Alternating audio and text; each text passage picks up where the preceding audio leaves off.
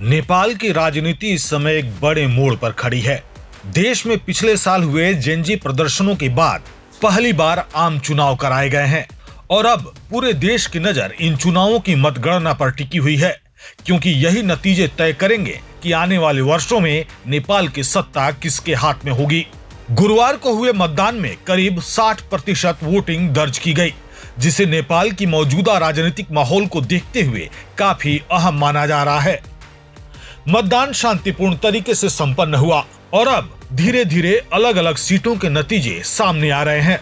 शुरुआती नतीजों के मुताबिक जिन सीटों पर मतगणना जारी है, उनमें राष्ट्रीय स्वतंत्र पार्टी ने 1 सीट जीत ली है और करीब 36 सीटों पर बढ़त बनाए हुए है। वहीं नेपाली कांग्रेस लगभग 5 सीटों पर आगे चल रही है, जबकि कम्युनिस्ट पार्टी ऑफ नेपाल यानी CPN-UML 3 सीटों पर बढ़त बनाए हुए है। इसके अलावा कम्युनिस्ट पार्टी ऑफ नेपाल माओवादी सेंटर भी शुरुआती रुझानों में 1 सीट पर आगे दिखाई दे रही है। इन रुझानों ने नेपाल के राजनीति में एक नया समीकरण खड़ा कर दिया है। सबसे ज्यादा चर्चा जिस पार्टी की हो रही है वह है राष्ट्रीय स्वतंत्र पार्टी, जिसका नेतृत्व कर रहे हैं बालेन शाह।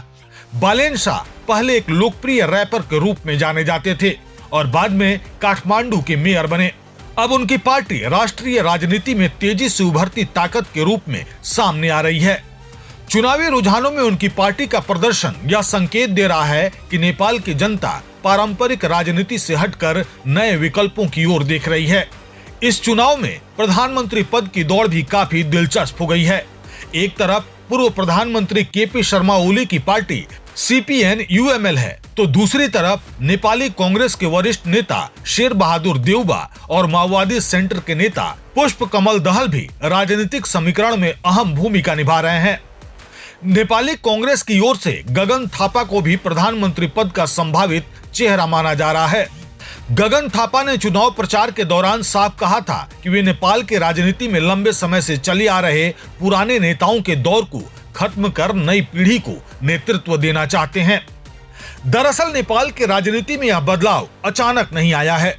पिछले साल युवाओं और खासकर जेनजी के बड़े विरोध प्रदर्शनों ने पूरे राजनीतिक ढांचे को हिला दिया है।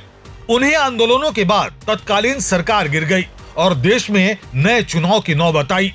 यही वजह है कि इस बार चुनाव में भ्रष्टाचार, राजनीतिक स्थिरता और नई पीढ़ी का नेतृत्व सबसे बड़े मुद्दों के रूप में उभर कर सामने आए। फिलहाल पूरे देश की नजर मतगणना पर टिकी हुई है। जैसे जैसे नतीजे सामने आएंगे, यह साफ हो जाएगा कि क्या नेपाल की राजनीति में वास्तव में नई पीढ़ी का उदय हो रहा है या फिर पारंपरिक पार्टियां एक बार फिर सत्ता की बागडोर अपने हाथ में ले पाएंगी।